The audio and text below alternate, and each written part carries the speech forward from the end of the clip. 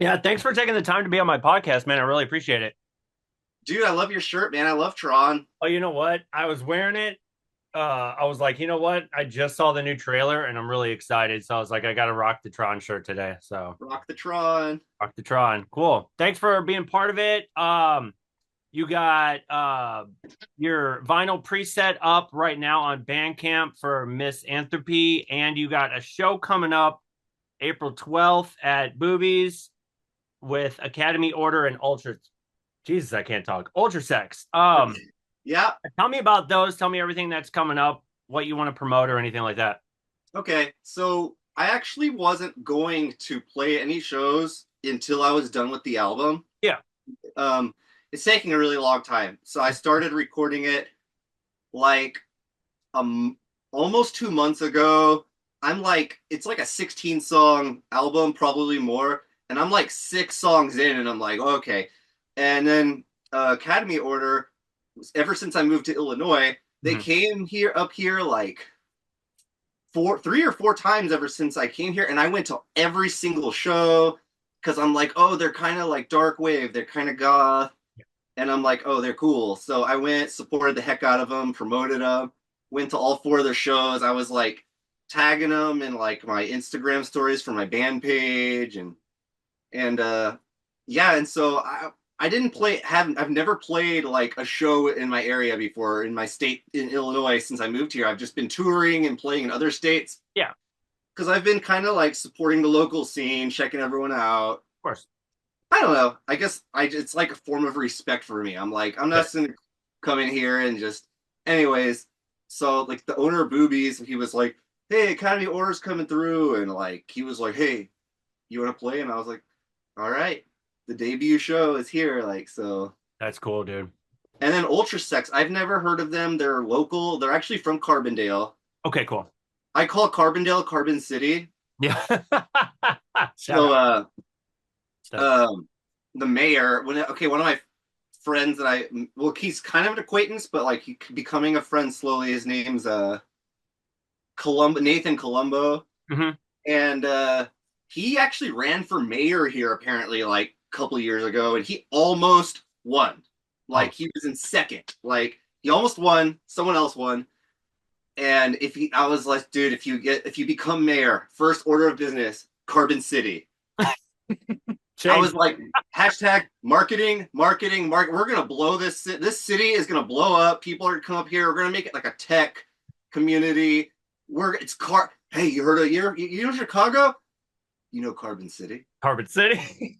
I even wrote a theme song for it. Like it's all like, anyways, I wrote a Yeah, whole like gothic like dark wave electro song that's for awesome. it. Haven't shown anyone, but it's called Carbon City, obviously. So, but yeah.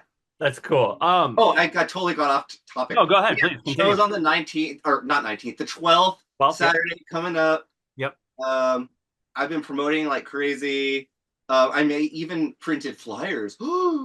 Yeah, yeah, I know, right? Old Yeah. school. Old I'm old school. school. I printed big flyers, little flyers, and then these little like stand-up play cards that like stand up on tables. So like That's I old. know there's like I made 7 of those. They just stand up on the tables and they're double-sided. Yeah. So it has the flyer on both sides.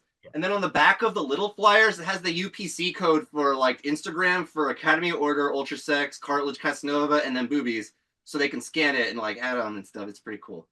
You have like a unique creative way because didn't you make like a keychain with like a USB for your album? I did. Here, let me just Yeah, grab go. that real quick. Yeah, It's go ahead. right here. Let me grab that real quick. Yes, It's do. so yes, I don't know if anyone has done it. I'm sure someone's done it, but I haven't seen it yet, so yeah, I think you're on top of something. it is a metal key. So Okay, it's a okay, metal cool. key Yeah, that's also a USB. yeah, So here it is. Just a second. It's that's so cool. so like let's see if Yep. you could see it. It's like a key. This is the key. Oh, it fell out, but this is like the paper backing, Yeah. and it sits inside of here. Mhm. It has my entire first and second album on it.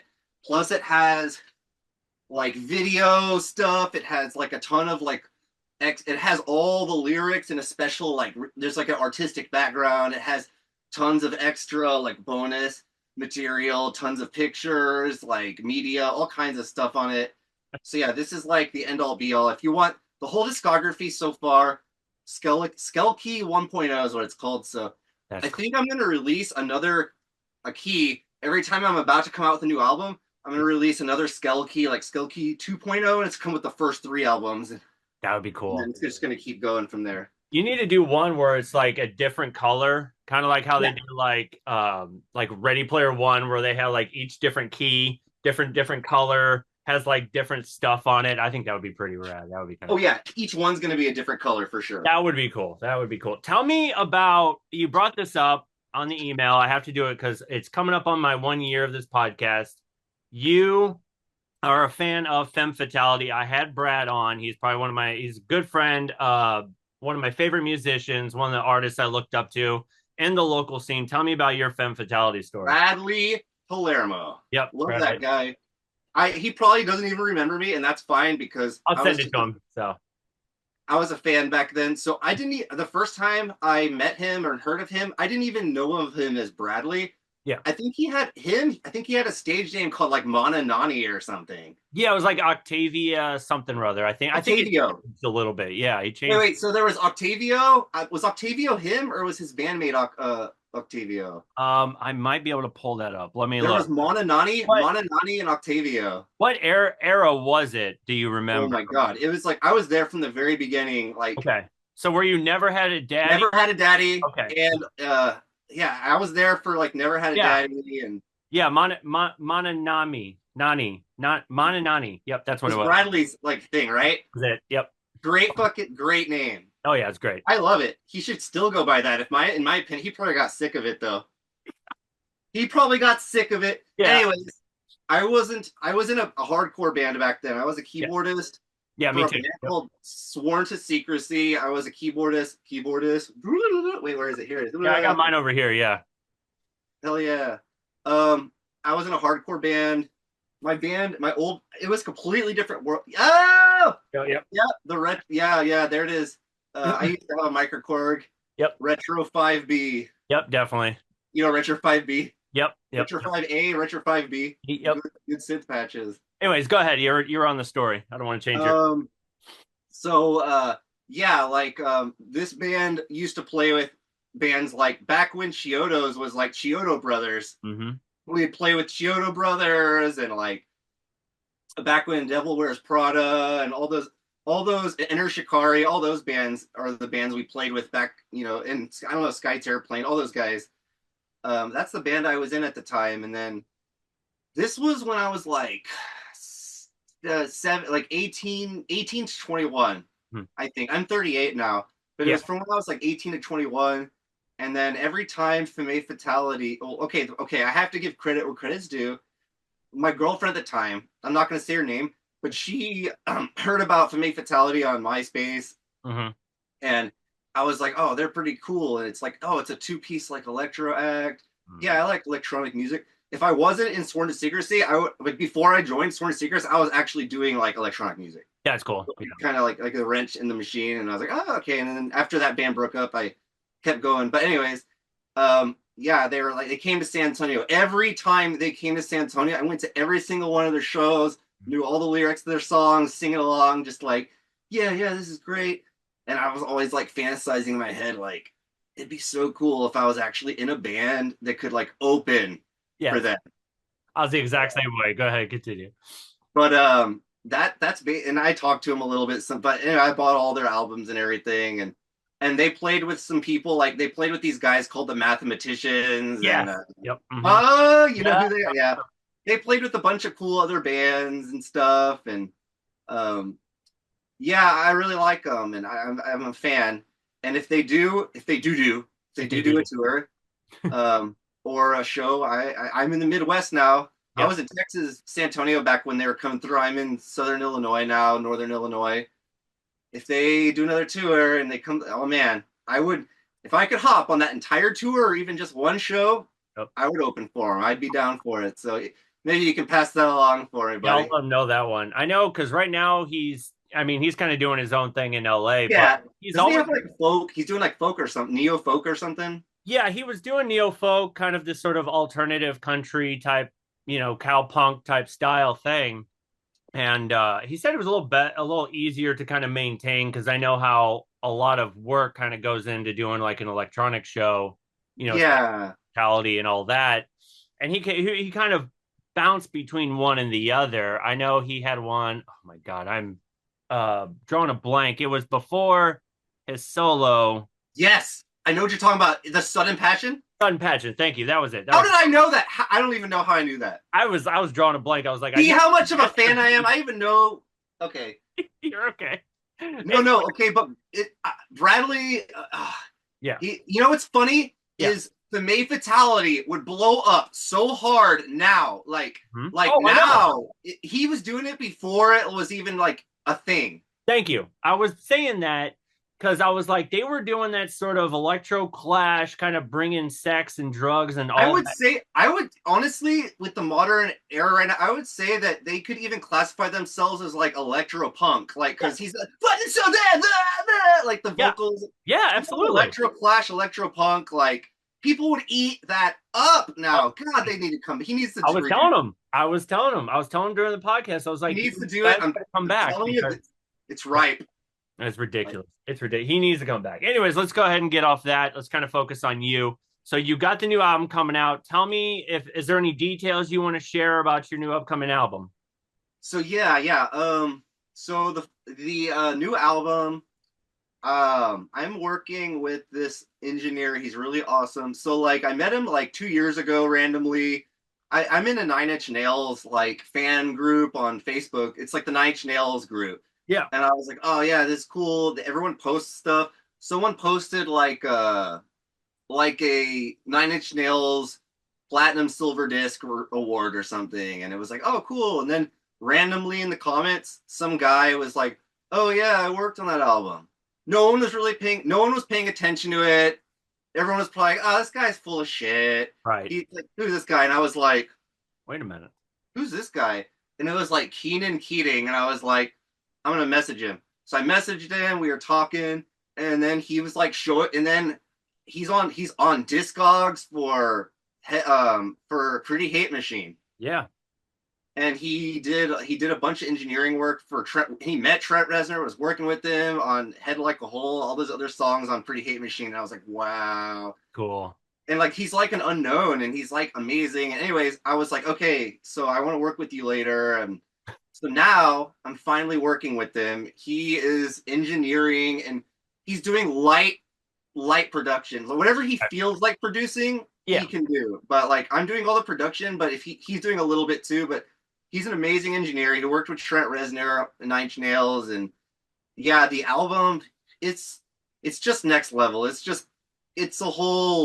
completely just okay. The first two albums of Cartilage, Casanova are great, but like this third album is like it's just coming out ridiculous, and like it's kind of every song I finish, it's kind of like it's taking me like a week to finish each song because I'm just like I want every.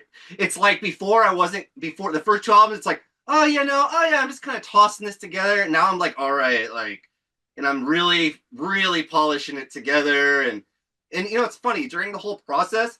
I'm okay. I've never considered myself like a really good singer. I've always been kind of like just like I'm like the vocals are more of like an aesthetic and more like oh, so good. Like I'm not fucking like Rihanna or Beyonce or Of course. anything, Yeah, I get that. but like going through this album and recording and being such a perfectionist, I have to admit I have become a better singer already, and I'm Good. not even halfway through the album. So I don't know. I think after this album is done, I think I'm just going to be better singer, better as a musician in general. It's made me a better at writing, producing, and it's great. And I think it's going to be a really big deal for the band and the direction it's going. And it's going to be a monumental album, I think, for the band.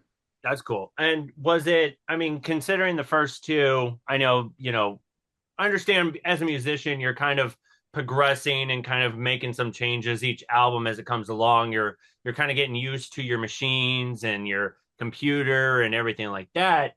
And of course, the writing and touring process, you're kind of maturing and aging as it goes. Tell me how this album kind of differs. Were you kind of learning a few things along the way? has your digital audio workshop kind of changed, or any gear changes or anything like that? Yes. So the first two albums, like yeah, like so okay, so I used to have a bandmate. He was really great. I like him. His name's Scott Baker, but he goes by Waste Baker, so we're just gonna call him Waste. Great guy. Him and I kind of started the band together like back in I think it was 2017, 2018. I can't remember. It's one of Yeah. those years, but he I work in Logic X. He works in Ableton. Okay, cool. Ableton's a great DAW. I love Ableton. Yeah. I actually learned a lot about Ableton, and Scott is an amazing engineer. So I was already like a decent engineer, but like working with Scott, he taught me so much about engineering, and like just being in the band with him and like seeing like some of his like techniques, and he like knows how to make things really loud, crisp, and his kicks are really good, and he showed me so much. And it's funny, after like less is more. Like once you know more, like less is more when it comes to like the mixing and the engineering of like, and like how you want to layer a song. Like so like you have a bass line, you have a bass, like a bass synth, right? Yeah. But then it's like, well, if you really want it to kick, have another like the same, like have it like repeat it, but then cut out all the lows, and then like boost the like one frequency in the highs, and then turn the volume down, and it kind of has a quang. It's like a twang, like a twang. Then, if you want to do even more, have a sub layer. So you got your sub layer, your mid layer, and your twang layer, and it kind of tricks your ears into thinking into like it's like it tricks people, not tricks, but it's like it showcases like, oh, that's what the bass line is. Yeah. Like you usually just feel a bass line subconsciously, but then you actually kind of like hear it. You hear like the high end of the bass, so then you're able to kind of, your brain kind of fills in the blanks, and you're able to visualize more audio, like with your ears. Oh, that's the bass line, and this is how it goes, and just a lot of stuff like that. And then extensive touring. I mean, okay, I last year I toured a lot. Yeah, tell me about that. Well, after I moved, I toured all the way from like through from Illinois to Nashville, drove all the way to California, toured all the way over there, and then I toured to Texas, came back up, touring all the way for back. It was called a Skeletor 1.0. Yeah, that's It was the cool. first major tour, Skeletor. Learned a lot. It was a great tour. Skeletor is probably going to be like a reoccurring thing, so I'm going to keep adding numbers to it. It's like, oh, Skeletor 2.0, like, but it's going to get bigger and bigger every time. And I learned a lot from that. I don't have any book. I don't have a management agency or booking agency yet. Mhm. I've been doing all of my, hey, and maybe people can learn something from this. Okay, the biggest thing was, how do I figure out what all the venues are in every region and contact them all? I use this website called Indie on the Move. I don't know if you've heard of it. Indieonthemove.com. And there's like a premium subscription. It's like $30 a month. I pay it because it's totally worth it. Yeah.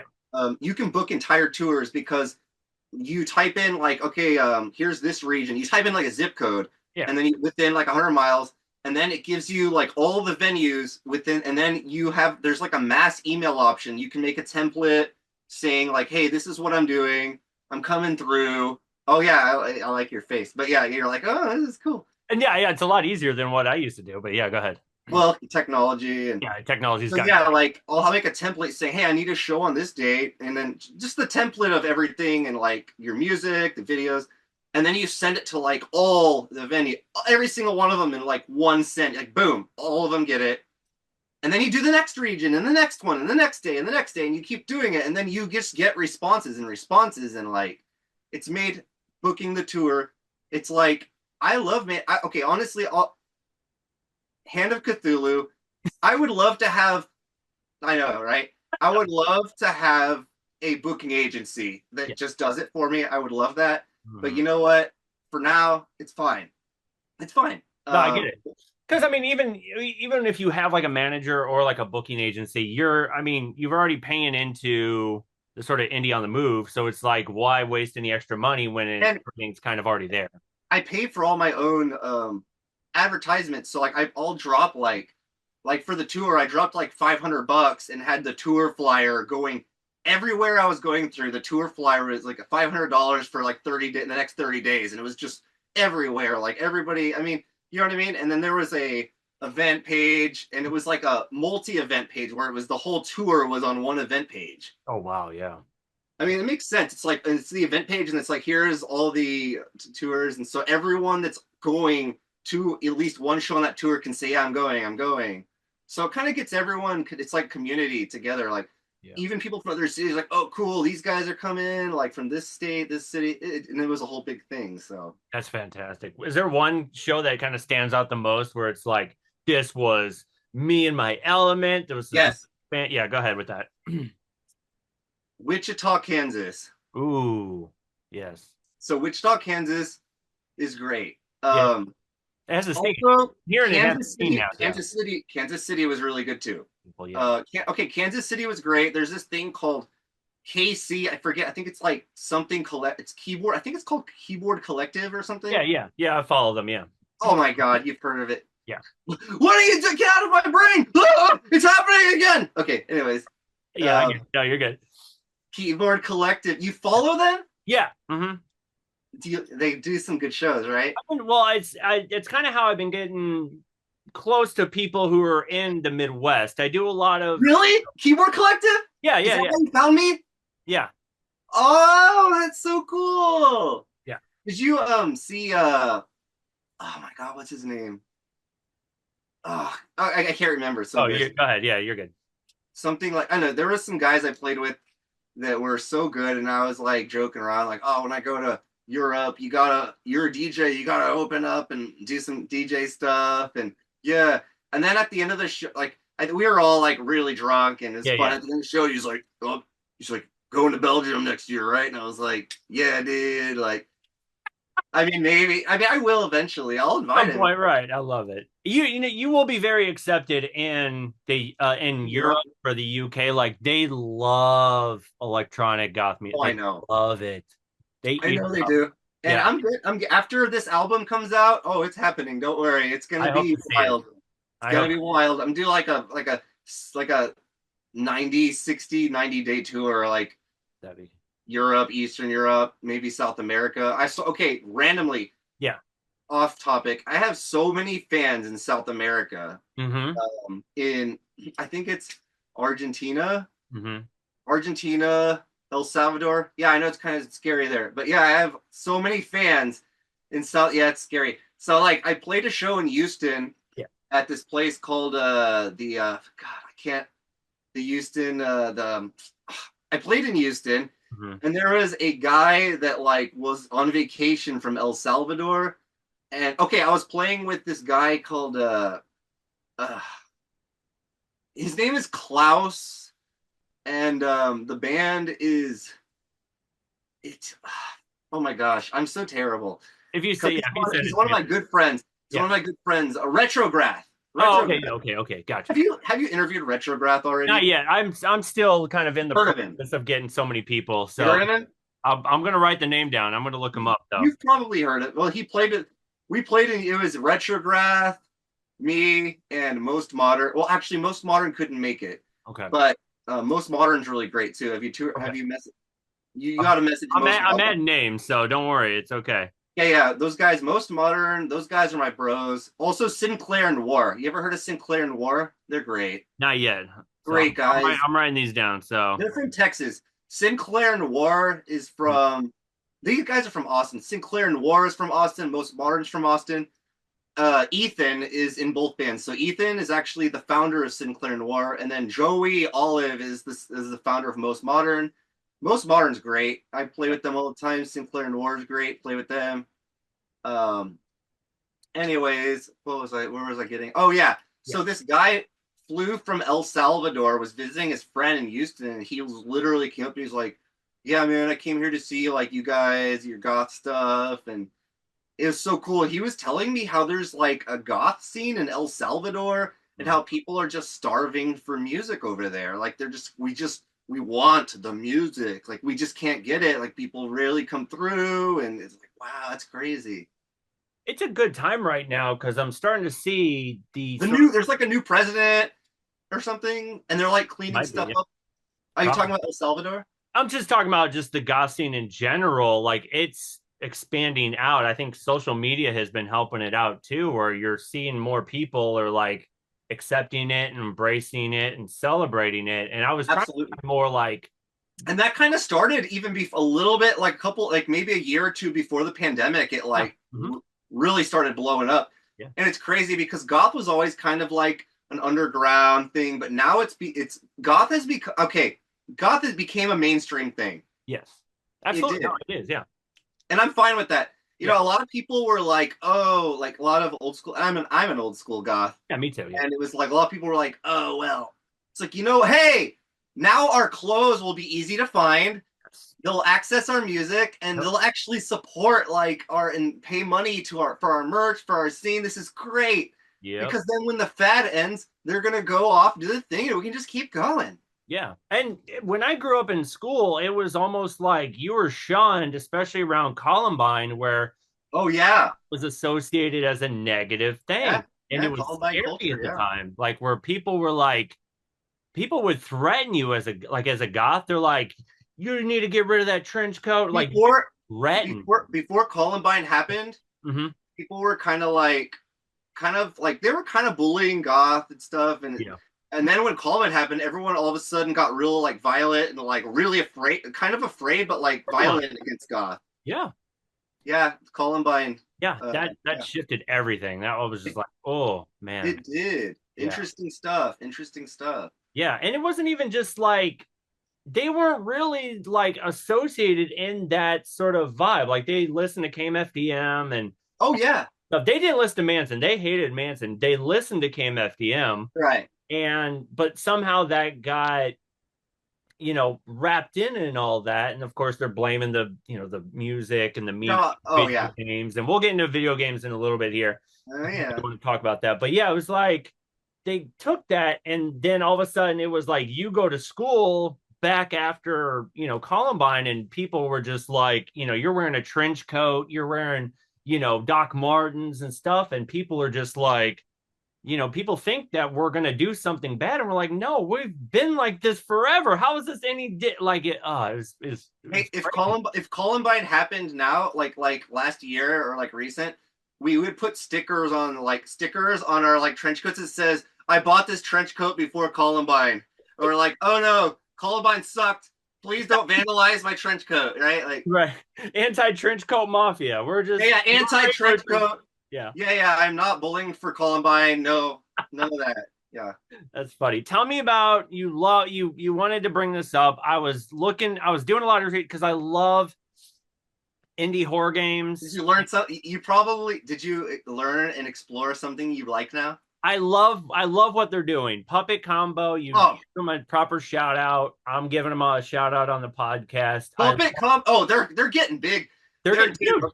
Yeah. Oh yeah, I and was like looking them up. I like the sort of analog horror type stuff that I've been kind of digging into, but this one, they're they made a horror Atari game, yes, yes, yes, yes, yes. and they actually made the cart where you can plug it, Hmm. and you can play what is it, Power Drill Massacre a on the Atari, On the and Atari, the it's classic. fucking terrifying. It's amazing. It's so scary, and it's like it's like holy shit, dude. It's And so it's good. crazy because they could have done this, but they didn't do it. I guess because it was really violent. Yeah. But it's like, oh my god, it's crazy what Anyways, yeah, Puppet Combo, they're great. They do like PS1 for anybody watching. They do like PS1, PS2 style graphics, horror. Yeah, what did I call it? Like horror game, trying to think. I know they use the old school kind of graphics, but they're paying homage to a lot of the sort of 70s and 80s horror style Yeah. type of like a driller killer or like a series. I know they paid homage to like Halloween. I Stay was out, gonna yeah, read. and there's like Stay Out of the House is a Yeah. great Stay Out of the House. Oh man, they have so many great titles. I've like played a couple of them, watched like people like gamers play through it, and I'm just like, it's so good. It's so scary. Like, So good. it's crazy because I actually feel the magic. Like Mhm. when you watch these games and or play these games, it's like you feel some of like the world's magic. You feel like that magic again. You feel like that little magical feeling in your body. You're like, this is nostalgic. This is amazing. It's like something new. It's cool. It's like, oh, it's freaking great, and I love it. Yeah, if you're chasing that like nostalgic vibe where you want to feel that excitement as like a kid, like even with video games or with just horror in general, I've taught this brought this up in the podcast where you're kind of chasing that dragon, where you're kind of you want that music feeling where the first time you listen to, let's say Downward Spiral or something that you grew up on, or playing, Resident Evil or something like that, where you're kind of chasing that nostalgia, that vibe. That video game company has nailed it. Yes, they have. You, They're yeah, you they're open, great, man. yeah, And the more I know you're probably gonna look them up more, but man, they're so good. And even watch the people like the YouTubes of people like just playing it.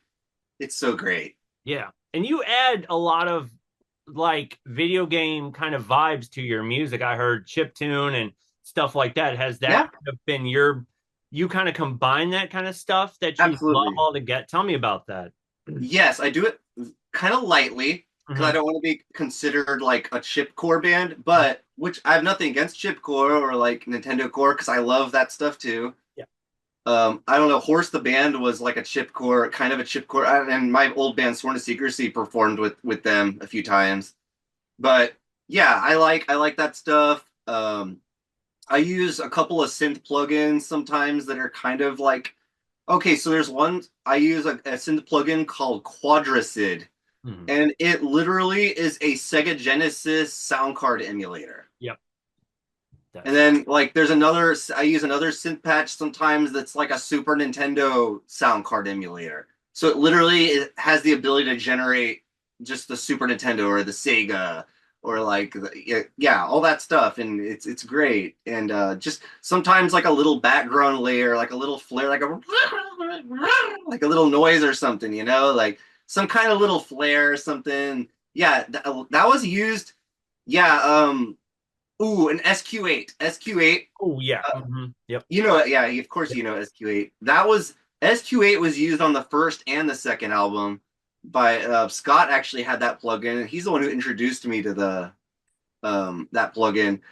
I need to re-download it. It's a great plugin. Maybe I need to give it another appearance on this album. But yeah, SQ8's a great plugin. It's very video game-ish.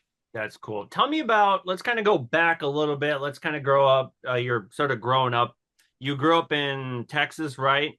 And then you eventually moved to Illinois. Tell me about growing up, checking out music, and kind of getting eventually involved in music and your whole growing up aspect, if you want to get into that. I absolutely do. Yeah, Cool. absolutely. Cool. Go ahead. Go I for it. think it's like the untold story at this point. Yeah. Like, Yeah. Tell me. so San Antonio. I grew up in. So I was born in Fort Worth, but I lived in New Mexico, Fort Worth, New York, Turkey. I also lived in Izmir, Turkey during Desert Storm. That was cool. I lived on a peach orchard. Do you have a parent that was in the military? Is that what it Yeah, was? my dad was in the Okay. Go military. ahead. Yep. All right. He was in the Air Force, Yeah. medical. But yeah, I lived on a peach orchard in Turkey, and during Desert Storm, and San Antonio is like kind of where we lived the longest. Hmm. And yeah, so one of my things was the first time I went to a goth club, I was like 15 years old. So I wasn't even allowed in. It was like 16 up or something. I went to this place called uh, uh it was called Atomics. That it was wait, it's not around anymore, obviously. With But the X, the Tom Mix with yeah, the yeah, yeah. yeah, Oh, okay, I know what you're talking about. Yeah. no way. I do my research. I know a little bit. Yeah, go ahead. Keep it Oh my going. goodness. Where have you did you used to live in San Antonio or you just No, I just knew like I have this weird thing about knowing things that historical, you're like around and venues and stuff. It's like just useless knowledge that I have. definitely not. Well, hey, it's coming. It's not useless right now. It It's like, it comes all together in the podcast. I know a little bit of everything, but not a lot of But go ahead with your oh story. yeah, it was called Atomics. I walked in and like I kind of had like a little mohawk or whatever, and I was like, yeah, this is cool. Oh yeah. I walked in, the owner was there, and I was like, hey, I kind of I didn't even drink that much back then, but I pre-gamed a little Gotcha. in my car or something. Yeah, I was 15 driving, and I was like, hey, what's up? And the owner, I'm not gonna say who the owner was. He's a cool guy. I like him a lot. Him and I actually don't. It's crazy. It's really sad. Him and I don't get along anymore. He Oh, doesn't bummer. like me. He doesn't like me anymore. Um, yeah, that's a whole different thing. That Oh, another thing. there was a whole bunch of drama in San Antonio that happened, and honestly, it's not his fault. Mm-hmm. It was like one of my ex-girlfriends from like 8 years ago basically tried to cancel me back in 2000. Wait, what 2025 right now? It was in 2020. Yeah, it was December 6th. Pre-COVID, yeah. COVID, pre-COVID. December, it was right there. It was December 6th, 2020. Oh, She wow. like tried to cancel me, and I ended up suing her. It was crazy. I sued her for like $75,000. I won. Yeah, I won. Okay. And it was a huge the whole thing really sucks because I was like a really big part of the goth scene in San Antonio. Like I supported the scene, put tons of money into it, supported everyone, promoted, and it really it's funny because she was trying to hurt me, but it actually really hurt everyone Yeah. because it kind of put a weird like toxic like it was underlying like sadness and negativity that there was no reason for that. Right, of course. And it kind of destroyed it didn't destroy it really fucked up the scene though in San Antonio, and even to this day I don't think it's fully recovered from that. Jesus Christ. Yeah, it still hasn't fully recovered. Anyways, Yeah. he's a good guy. He's a good guy. I'm gonna name drop him. He's a cool guy. I'm gonna advertise his event too. Okay. His name's Eli Bat. Okay. Cool guy. He runs this it's the longest running goth event in San Antonio. It's called 1313. Mm-hmm. Great event. I am unofficially banned, but I went last year. That's cool. And it's fine. They didn't kick me out or anything. It was really fun. Went with a bunch of friends. Caught up with a bunch of old friends and stuff. It was cool. That's cool. But yeah, Eli is a good guy. Good guy. What was the question again? I'm trying to. Oh yeah, I remember. Yeah, growing up in San Antonio, kind of where your influences and how you get involved in music. I was 15 years old. Went to Atomics, and I wasn't allowed in. But like Eli was kind of like, "You're cool. Yeah, come on in. You're elite. Come on in." Back then TABC was a little more lax though. It's a different world back then. Yeah. It was like what, 15, let's see, 15, 25, 35. It was like more than 25 wait a second. It was more than 20 years ago. Yeah. Things were different back then. It was late 90s, early 2000s. Yeah, and it was kind of like, if you didn't cause any problems or anything, it was like everyone was like, okay, whatever, it's cool. And so yeah, that was my first experience, and then I just started going out like wildfire after that, and then kind of got to know everybody, started learning about the bands and stuff, and the rest is kind of history. And that's before I was in Sworn to Secret. I was just it's funny. I think back at all the crazy like places I ended up like at the end of the night at some of those nights, and I'm like, wow, how did my left kidney got to get stolen? How do I still have my kidneys? Like, man, I could have just been dead in a ditch. Like, what is going on? Yeah, no, it's okay. I get it. Yeah, it was great though. Good times, and yeah, the good times are still rolling. So, tell me about, was it at the time were they playing like just underground stuff? Were they playing the pop stuff? Was it were you listening to the radio music, or were you just kind of out there exploring the record stores and stuff? Tell me about how you were kind of finding your connection with music. So a lot of it was the DJs back then. Okay. DJs and me being like, hey, what band is this? Hey, what band is this? Hey, what band is this? Also, I guess back then there was like what, like Napster. Yeah, it was. Yeah, it was kind of the growing. What we would say is everybody was kind of buying CDs, but the internet sort of streaming or downloading or whatever was kind of bubbling underneath. Yeah, there was Napster, and then there was like this thing called it was like a kind of a piratey kind of thing. Yeah, it But was like like I'd buy all, I would get the download the album, but then I'd like buy their merch, and I'd find it that's actually how I funny, was. Yep. and I would buy the actual album. And I was actually like a really shy, timid person back then. So like I was like I'd go into like a music store and I'm like, okay, like oh, this is cool. And I'm like, do I really even belong here? Like, yeah. Yeah, that's how I was before like when I was a drummer first before I was a keyboardist. So like when I was 15, I went into like Sam Ash and I was almost like in or like it's like a Guitar Center or Sam Ash and I almost was like intimidated. I'm like, uh okay, like, and then I'm like, no, I gotta power through it. I Yes. gotta power through it. And Yep. then I was like, all right, I'm just gonna buy a drum set, even though I don't know what I'm doing, because I Right. want to do this. Yeah, it's so weird. Like growing up super shy, like I couldn't talk to girls. Like I Right. was so socially awkward. Yep. So it's just weird to see like how far like I've come from. Sworn to Secrecy is what made me completely like it changed me because I actually realized, hey, you're actually good at something. Right. Like, and people were like, I was playing, people were like, oh, you're so good at keyboard, you're great. I'm like, what? People actually like me? This is weird. And then I got over my shyness after that. So, oh wait, so yeah, getting into the music.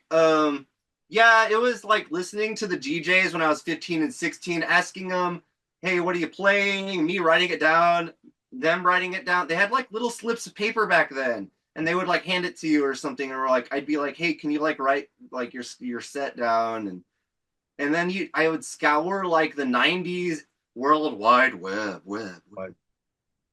Yeah. World Web. You have to have the Web, echo. web, web, web. Echo, echo, echo. Yeah. It's like, oh yeah, Internet Explorer. Yeah. Hmm. And all that. And oh my gosh. Before that, it was like, okay, I'm not even gonna go into that before that. But yeah, no, I like all kinds of stuff though. I like 90s trance music, 90s electronic. Like I like Aqua, I like Chumbawamba, Yeah. I like Alice DJ, like You Better Off Alone. I like all that stuff. Yeah. It's good. I like it. I like all that stuff. I like the goth stuff. I like that stuff. I like like Eiffel 55, Ace of Base. Like I like all of it. It's all Yeah. good and catchy, and it's all really like spawned by the same sort of. It just kind of interwoven in where it just started out with the sort of early electronic type stuff, and everything just kind of comes together. And even with me growing up listening to like electronic music, like I used to have jock jams. Jock Jams! Yeah, thank you. So that was my first sort of like electronic based, and I was obsessed. I was like it was just so catchy. Dude, no, Jock Jams was totally a jam. It was amazing. And then of Dude, course Jock Jams, the dude. Hacker soundtrack and stuff. Oh, so wait, was Jock Jams? Did they call that because jocks listened to it? No, it's because a lot of that stuff was played in like Oh, disc jockeys. yeah, it was like Oh, sports arena. wow. Hey, Like you just football taught me games. something. Yeah, So this whole time, I thought it was called Jock Womp Womp. that's I okay. thought it was called Jock Jams because it's like, oh yeah, we're jocks. We're listening. We're the sports guys. We're the sports guys. We're listening to fucking electronic music and suddenly I'm from Germany all of a sudden with my accent. But no, it's the disc fucking jockey. Holy shit. Okay, Yeah. thank you. Yeah, you blew my mind. No, I'm it's going to okay. question my life later after this interview. That's okay. Another big part of my life, Robochan 2084. Yes, absolutely. Absolutely. Isn't that a great arcade game? It's amazing arcade game. Classic arcade games do not get the proper recognition. I know everybody's upset. I think there's still one out here in St. Louis, but we had some guy kind of bought out an area and he'd have all these different, cartridge, like he'd have one setup where it was all stand up arcades. And then he'd have one area set up where each TV had a different home cartridge kind of thing. Oh, So cool. yeah, it was all amazing shit. But yeah, So he had Robotron. like home cartridge like games in there and stuff Yeah, too. he'd have it all. Like he would go up to the desk and you go, "Hey, do you have, you name a game or whatever, PlayStation 1, 2." What? Yeah, he'd have it all. He'd have Atari, he'd have Neo Geo, he'd have ColecoVision. Just kidding. yeah, he'd have Did all he that. have Dreamcast? Yeah, he had the dream. What? This guy brought like I think it was just his own collection. It was like I'm gonna bring it all into the store, and you would just pay like $10 or $20, and you can be there all day and get free refills on sodas. That was it. You know, that's awesome. Yeah, it's It's great. like it reminds me of those because I like computer gaming too. It Yeah, reminds me of like those computer like LAN party like places. yeah, You go in and there's like 50 computers and it's open till like 4 a.m. and you have a bunch of dudes there, people, and like they're all linked together and you can like, oh, we're all playing Counter-Strike or we're all playing Jedi Knight Dark Forces 2 or like yep. Playing Doom or whatever together. yeah. Oh, And like and then they sell like energy drinks and yep. there's like little snacks and like some water. My favorite energy drink of the time, which they don't make anymore, Mhm. is made by vampire.com. It's called Vamp. I've heard of that. Yeah, Vamp. That up. VAMP. Vamp energy. You can't find it anymore. I tried to find a can or Yeah. an unopened can just so I can buy it and like put it like in a shadow box and like hang it on my wall. Can't find it.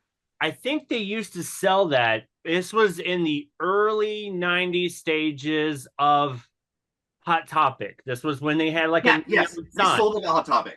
They used to sell Absolutely. that, and they used to sell powdered candy in a Yep. like it was shock. I think it was Yep. called shock powder, but it was like Yep. a little test tube, and it would be sour candy. Nobody remembers that crap. I'm like, am I just crazy for No, no, remembering? don't worry. Okay, so when we switched universes, when the Mandala effect happened, don't worry.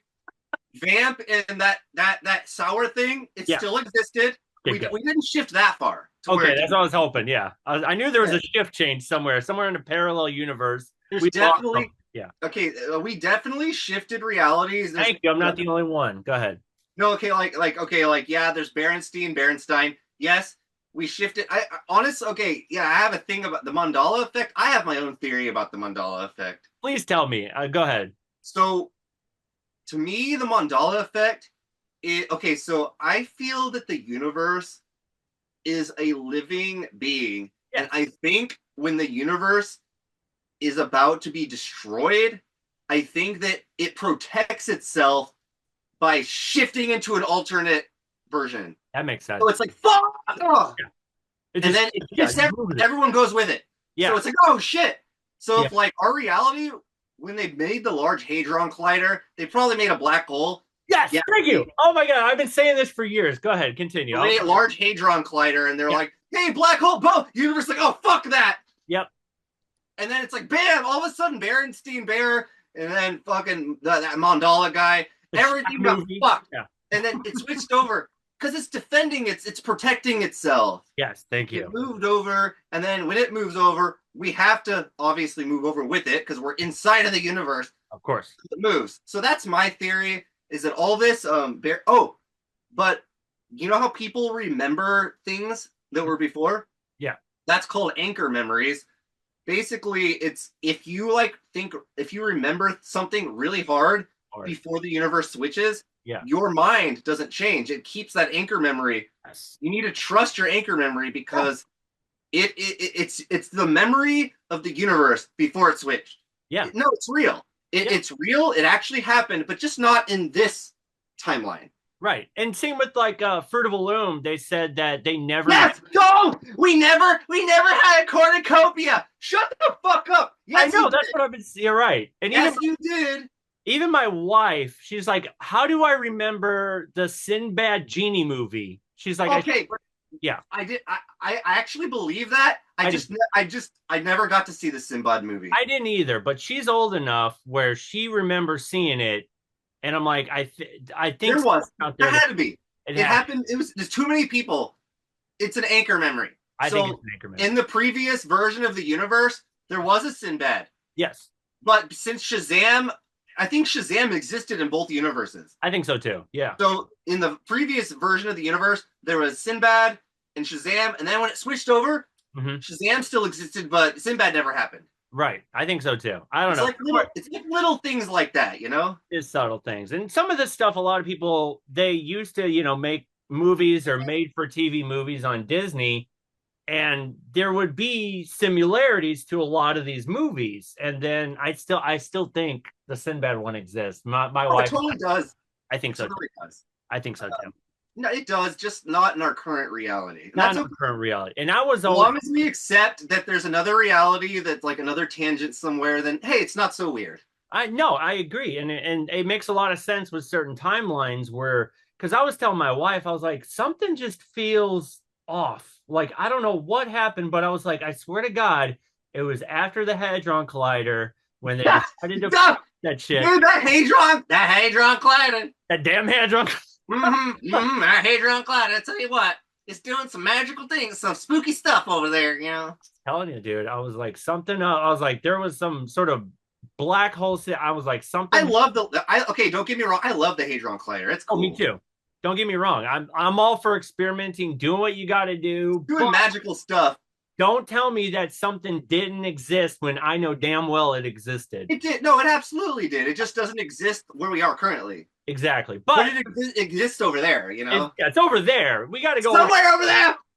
If we could somehow get over there and go, look, I swear to God, I don't think we want to go there. I think it's probably the universe is destroyed over there right now.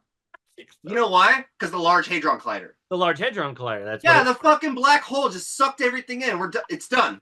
It's all those small things. It's things that didn't matter. The cool thing about the universe trying to save itself, it saves us with it. That's what I'm saying. I'm fine with saving us, but it's the weird, meaningless stuff where you go, I swear to God, I know that exists somewhere. Anyway. That was awesome. Better get on tangents. I'm glad there's somebody else who has ADD, ADHD out there like I do. Absolutely. Undiagnosed, but probably. Tell me about becoming, you said you started out playing drums and then moved to keyboards? So I started playing piano, I started fiddling around with piano when I was really little, 5 or 6. There's pictures of me. I never really got serious, but I always liked synthesizers and stuff. Yeah, me too. Then I was like, oh, drums are cool. And my first band was my first band I was ever in was a ska band. Oh, nice. Yeah, I love ska. I love ska too. I still love ska. Oh, me too. And I'll talk about my favorite band in a second. But my first band, I was in a ska band called it was called it's such a weird name. It sounds like Satanics, but it was the Skatanics. Skatanics, dude, that's hilarious. That's hilarious. Yeah, I know. And I was a drummer, and it was with some friends, and bless their hearts, I love them, but we never got anything done. Of course. Just like a slacker band where we all just got together, kind of hung out. Yeah, and then and then one guy's like, and it's and nothing ever happened, and I was just like, I wanted to go so then I actually found a guy who played trombone. I found a guy, some people. I brought him into one practice, and it was cool. And we were actually me and the 2 new people were writing, and it was together guys. It's just oh man, this guy's getting too serious, and the band kind of they didn't say that to me, but I feel it's oh, this is too serious now, and the band kind of broke up. Yeah, I get that. And that's okay. Of course. It was just us hanging out and getting together, and that was before anybody drank, and so we were just hanging out and stuff. And then, anyways, that was my first band. And then I was in a punk band I was in an AFI type band called Before the War. After that, played drums. Cool. Yeah, that was. Before that, I was in a band called No Yoko. Oh, nice. So No Yoko is No Yoko Ono, yeah, of course. No, we don't want Yoko. Anyways, No Yoko is actually a cool band name. That is a pretty rad name, yeah, I get it. So I played drums. It was me, my friend Bruce Gonzalez, and Ian Ellis, and Jay Elizalde. But actually, Jay wasn't even in No Yoko. It was just it's weird because we were an instrumental band, so we had some really good fucking songs, and it was none of us sang. We just played songs, and it was man, we really need a singer. And then Jay joined, And then the band changed its name from No Yoko to Before the War. And then we went and we made like 2 albums. And that was when I first, oh, No Yoko actually played out of town. That was when I first played a show like out of town and stuff. And then Before the War, I actually started playing at venues. So That's cool. I was like 14 or something, or 15. That's cool. And there's this place called the White Rabbit in San Antonio. Mm-hmm. It's not there anymore. Yeah. This guy named Rick owned it. He's not with us anymore. So, but he was a great guy. Cool. He would have a booking party once a month. All like every band that wanted to get booked, they would show up, and it was like in the morning. All the bands would show up, and then he would start talking about dates he has and shows. And then people would have like little like signs and be like, oh well, we have this punk show, and then he's like, oh well, who's open? And it's like, and then people would hold up their sign. It's like, all right, well, hey, we're gonna book you and book. It was really cool. That's so cool. That's so unique. I love that. Yeah, and it was like they had a representative from each punk band or like rock band or like indie band. Yeah. And then we were like kind of like AFI-ish, so it's like, oh yeah, like hey, and he's like, all right, cool, we're gonna put Before the War on this show. It was called a booking party. Yeah. That's cool. And I've never seen that ever again. Never heard that ever again. That's amazing. That's incredible. And yeah, he died on his the day after his birthday one day, and his shoes. So like someone threw his shoes on like the telephone line right in front of the place. His shoes are still up there. Oh, that is too cool. I love that. It's so beautiful. Cool. So the place is called Paper Tiger now. That's cool. It used to be called the White Rabbit. It's I've played actually. Yes, I've played at Paper Tiger, but there's 2 stages. The backstage, I've only played the backstage. Mm-hmm. The front stage is for like when it's like a really big show and stuff. But dang, that backstage gets packed. That's crazy. I forgot where I was going with this. Let's see. Different bands you were touring. You were the Oh yeah. Sworn to Secrecy toured a lot. Yeah. So we toured Sworn to Secrecy actually. So we were talking. There's a label called Equal Vision. Mm-hmm. I don't know if they exist anymore, but they signed Chiodos, they signed Sky Airplane, they signed a bunch of guys. We were in talks with them, and like it just didn't happen. So like the quality of our recordings, we just never quite had the funds to get like that pristine. We just didn't quite have the funds to get that recording, that prime recording through. That's when I played keyboards. And we just never really quite had the funds to do that recording to push us to the next level. Yeah. But yeah, we were in talks with like Equal Vision, and we were on so Pluto Records is not around anymore. It's so funny. You've heard of Pluto Records. I know all these names. I'm sorry. Go ahead. How do you do this? Pluto Records was the first label that Horse the Band was on. Mm-hmm. And so Pluto Records, they never signed us. But we were on a compilation. It was a Texas compilation called Texas. I forget what it was called. It was like Texas something, and it was released by Pluto Records. And our big hit, "I Am the Axis," was on that album with "At All Cost," and Horse the Band, and a bunch of other bands from Texas. And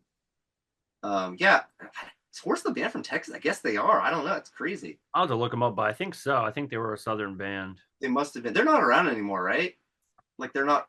Let me check. I hear murmurs of them, but so it's so funny. After we played shows with Horse the Band, they're back together. Yeah, they're back together. Oh, good. So Horse the Band and us, we were one of the few bands where like the keyboardist was like really like prevalent and active. I was the keyboardist. And then I forgot that I love that guy. I forgot their keyboardist's name. And so people would joke around like, oh shit, he's like one-upping you. It was like we're in competition, but we're not like we're not even in competition, but everyone's trying to make us compete. And there was like some like crazy house party or something. I'm gonna say something crazy right now and tell you. There was some crazy house party, and the keyboardist for like Horse the Band was there.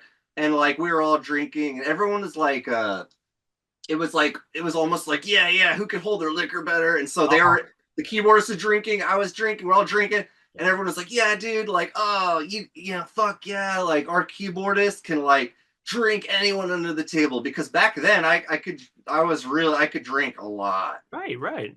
And so then it was like, all right, so the keyboardist from Horse the Band did like a beer bong up his ass or something. And I was like, all right. And so both of us did a beer bong, like it was like a clean like tube. It was like a new tube, and it was like boom. Both of us did like the ass beer bong, and Yeah, Jesus yeah. Christ, we were fucked. But anyways, it was a stalemate. That's hilarious. Oh, and we played. Okay, so we did one show. We played Cutsman. Oh, okay, cool. Dun, dun, dun, dun, dun, dun, dun. You know the Yeah, Cutsman, yeah, Fly Force. Yeah, so we did. I learned the whole key, and we did Cutsman, and everyone was that's freaking cool. out about that. But That's amazing. And then so yeah, from here, you were like, did you do anything between that point and your latest band, Cartilage Casanova? I did. I did do one band. I don't really talk about this band a lot because I was kind of so after Sworn to Secrecy broke up, Mm-hmm. um, I was kind of in a dark place. I was like in a really dark headspace. I was really depressed. So I'll say this: I put a lot of money into Sworn to Secrecy. I really wanted Sworn to Secrecy to succeed. The drummer of Sworn to Secrecy, bless his heart, he's doing great now. He was the whole one of the okay. I'm not going to put it all on him, but one of the main reasons why Sworn to Secrecy couldn't make it to the next level is because our drummer wouldn't refuse to stop going to college. Oh, okay. Wow. Yeah, because all of us were touring. None of us were like in school. Yeah. He was going to school for like computer programming or something, and Okay. we were like, "Dude, come on, man, we need a tour. We need to." Oh, I'm school. He works for IBM now. He's doing great. He Good. has like a Korean wife. Yeah, he's doing great. That's awesome. He's still working for IBM. Love that guy. His name's Christian Lenara. Great guy. Cool. But yeah, that was one of the things kind of holding us back. But anyways, after the band broke up, so what happened basically was I don't remember exactly what happened, but so I was the one that bought all the tour vans too. So we had two tour vans. I bought the first one. I bought the second one. Wow. And then okay, one of the guys. So our second album, I Am the Axis, one of our first major album, I Am the Axis. They had albums before I joined the band. A Striking Silence was the album, and they had something before that. I don't know what it's called, but I Am the Axis was the big album. Yeah. We worked with a guy named Bobby Meek. Good guy. He's not with us anymore. He died. Mm-hmm. He was a good guy. He was a really great recording engineer in San Antonio, and he ran Looney Bin Studios. Really great guy. So talented. He just got addicted to cocaine, unfortunately. Yep. Mm-hmm. And so he kind of became very paranoid and stuff. And so at one point we were recording with him. We finished our whole album. Yeah. And then it became his addiction got really bad. Yeah. And like nobody could, like, he was ignoring everyone. We couldn't get a hold of him. Mm-hmm. He was just ignoring everybody. And I was like, okay, like we're not going to finish our album unless we get those project files from him. Of course. So we were going to finish it ourselves. Mm-hmm. Like, I'm just going to get the project. We're going to do it ourselves. Yep. I randomly messaged Bobby. I was like, hey, meet up with me. I'm going to pay you $500. Just give me the hard drive. Yeah, absolutely. And he responded because he wanted cocaine.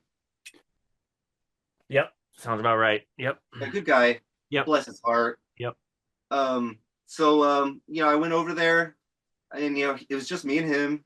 I went up and I handed him $500 and I had my own external hard drive. He transferred the entire album and I was like, thanks, Bobby. Yep. Have a good one, man. There was bands like trying to like threatening him with violence and stuff. It was crazy. Like there was some bands that were like, oh, we're looking for this guy. We're looking for him. Fuck this guy. He fucked. Yeah. And I was just like, hey, Bobby, like, look, here's just $500, man. Like, yep. And I'm like a super like chill dude. So he actually liked me a lot. So he was like, okay, like, yeah. He was kind of like hiding from everyone, but he wanted the 500. Yeah, addiction it's a weird thing. Like, I mean, it is. I got a lot of deep stories with that kind of situation dealing with stuff, but he was in a band called Meek, which was a huge fucking band in San Antonio. Huge fucking band. They were real big. It was before my time. It was before I played in a band. It was back when I was still like just watching bands. Yeah. Meek. Back with there was this band called like Medicine Tongue and like Union Underground. Yep, yeah, of course, Union Underground. Yeah, they're on Pitbull Daycare, Union Underground. That was like, and then Red Reverse happened. Of course, you've heard of Red Reverse. I know too much. Sorry, just go ahead. Sorry. All right, the CIA is about to walk in, and they're gonna clear. Anyways, just got everything plugged into my head. It's like Yeah. downloading everything So off. I bought our album from us. We got it done. We released the album. Anyways, I spent way too much money, way too much time. Oh man, like my parents had like a college fund for me. I've never even said this before. Right. They had a college fund for me. Like, oh yeah, like when you're going to college, we're gonna give you like a monthly payment Yeah. or whatever. Dude, I was siphoning off of that without their consent to pay for band stuff. Oh, when they found out, oh god, they were mad. But you know what? It was fine. They didn't kill me. I'm still alive. Yeah, But you're learning. You're getting it. It's fine. I was, yeah, yeah. I Totally get it. stole all that money. That's like it was like before I was like 18, or I don't know, it was before I was 21. Mhm. Terrible, terrible financial decision. But anyways, I what happened was I kind of like had a nervous breakdown. Mhm. Didn't talk to Sworn to Secrecy for like 6 months, Mhm. and then I messaged him. I was like, "Hey guys," and then that kind of killed the band. It wasn't me that killed the band, but it was just kind of the final nail in the coffin. Of course. Um, and then after that, I joined a pop band, Okay. and I played kind of like a 303 type of stuff. Okay. I got 303. What other bands?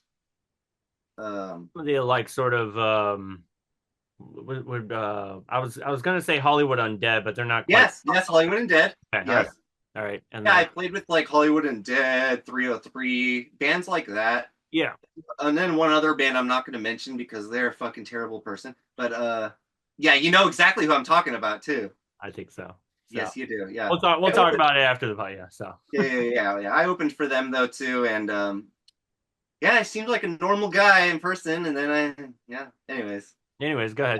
After that band, I created my best friend Shane Breon. Hmm.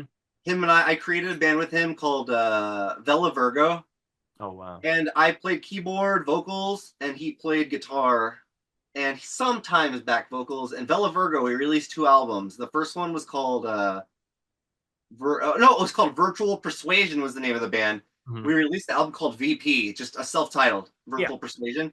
Then we changed our name to Vela Virgo, and we released Paradigm, Oh wow. which that was a cool.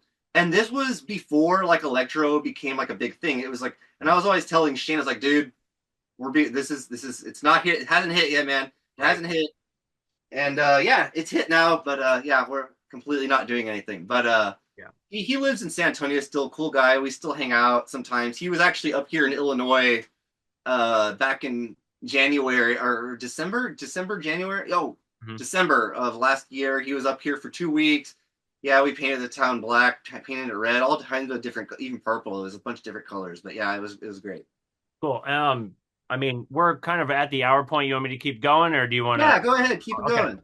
Tell me about moving from San Antonio to Illinois. Tell me about that sort of shift and change and why you moved and everything like that. So I really like San Antonio. I do.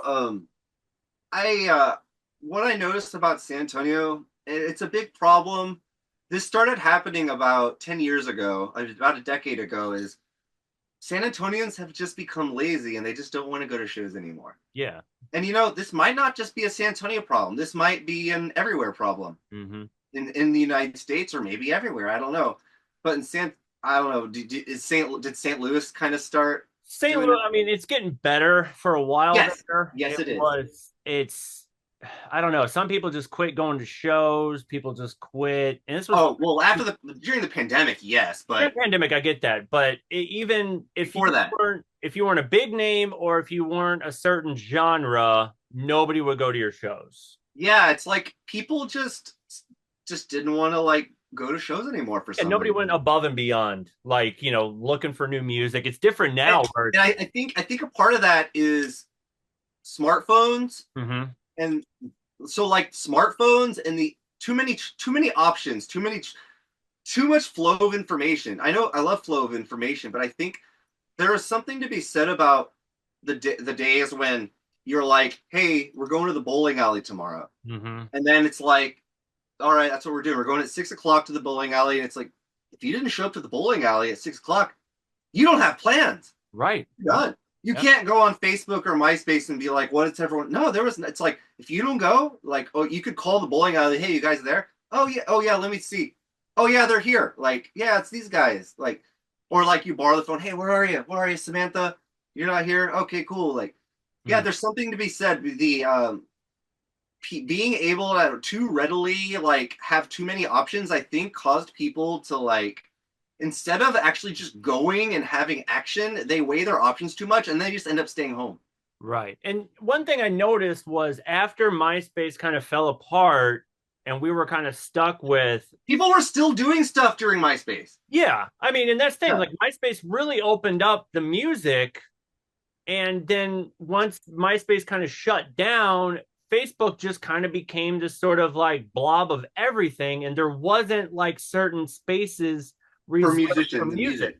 You know what I'm No, saying? there wasn't, and even there still really isn't today. Oh Even God, like, no, no, no, no, it's not. No, it's not the same. no, and definitely not the same. And Like, now yeah, we've kind of shifted now where Instagram and TikTok, where we're kind of going, you're able to put your music a lot but you better. put a little blurb. You put like a little blurb. Like on TikTok, it's like you make like a 20-second little like blurb of like some little catchy part of your song, and then people are like, oh, cool. Like there's a little dance to this. Yeah, it's Or perfect. like, oh, this is cool. I'm gonna like do the dance to this little part, and then bam, everyone goes and checks you out, and it's great. Actually, it works really well. Yeah. A lot of bands that I recently found out about got blew up on TikTok, and now like they have like 20,000 followers on Instagram. Yep. One of them is the Masks. The The math. Masks. Yeah. You I'll heard of check them them? out. I'll check them out. Oh yeah, they have like 20K followers now. They're from I forget where they're from, but they got big because he made like one little like blurb on TikTok and it just blew up. And yeah, oh, and his music's great though. His Yeah. music is great. That's fantastic. And we also, I mean, we were at a time where people were like, a lot more people were like illegally downloading using torrents. And then Yeah, you had Spotify where it was kind of, it was free. So people weren't really getting paid musically. But yeah, then you got Bandcamp where it's like, Bandcamp's just like, oh, we'll take like, a little bit and you get, a lot most of it. of the revenue that comes in. And it's amazing. Like, I think it's gotten better now in my, Yeah, I think it has. I think so. I think that the last missing piece is just streams at this point. They Yes. just need to pay a fair share for streams, and I think after that, I think we're good. I think we're solid. Yeah, absolutely. And then people actually really do buy band merch a lot now. They do. They do. And The yeah, band merch is huge. Like all, I mean, even if barely anyone shows up to my shows when I'm tour, like they'll people just buy merch. They buy shirts, they buy albums, they mostly shirts and like stickers and wristbands and oh, I have beach balls too. that's Yeah. awesome, dude. That's so I got all cool. kinds of stuff. I got like little coffin stickers like this. That's too cool. So if you make your way around St. Louis, dude, or I mean, I know you're in Illinois. That for me driving, I haven't played in St. Louis yet. I haven't played there yet. I played in Kansas City, which is really close to St. Louis, isn't it? yeah, it's It's like like on the other side. about 4 or 5 hours away. But if you make Okay. St. I Louis, just haven't played in St. Louis. Every time I drive through East St. Louis, it's really scary. it is. But let me tell you something. I'm going to connect you with a guy. It's called the Crack Fox, and that's the local The guy. crack box, the cracker box. Yeah, the Crack Fox. I think Oh, it the was. crack I think I fox. was in Is it a fox that does crack? it's a I guess so. Does the fox have crack? Because I want. I'm just kidding. No, it's okay. So it's a local goth scene where it's just that one venue where they all every night's a goth something. And yeah, What? I'll get you connected and you can make your way to St. Louis and they'll Absolutely, and always we'll hang book it. out. Yeah, I'll help you out, dude. That's We'll so hang out. fun.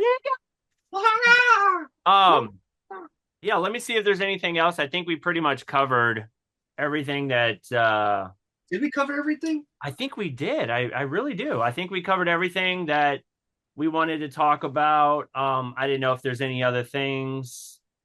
What the album? Album, we got any shows, anything you want to promote? Are you working?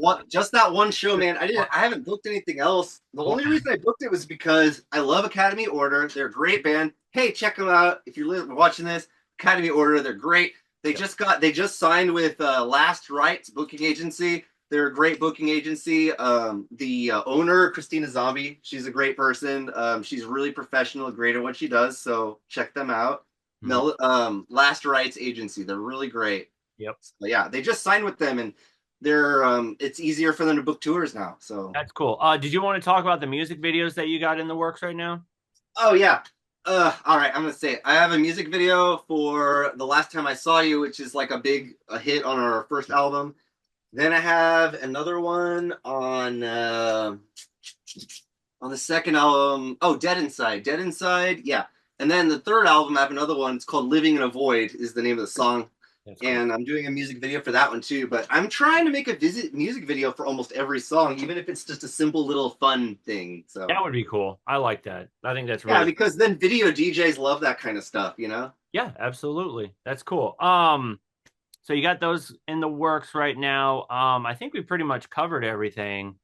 I usually end the podcast, if you want to go about this is fine. I usually ask the musicians if you have one piece of advice you like to tell anybody who's a fan of your work or who's looking for inspiration or anything. What words of advice do you have for them? Ooh, that's a good one. Mm-hmm.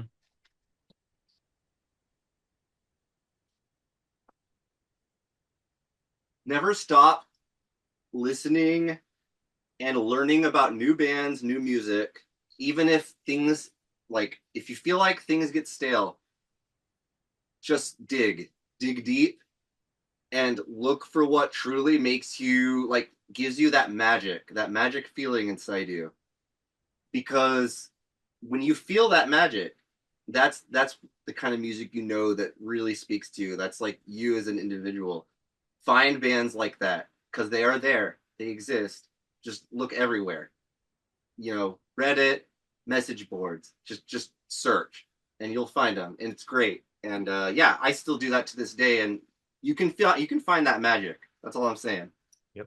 Cool, man. Well, thank you, Frost. I really appreciate your time, buddy. Thank you so much for taking the time to be on my podcast, man. Yeah, you're welcome, man. Thanks a lot, and I hope I meet you soon in St. Yeah, Louis. we will see each other soon. Yeah, for sure.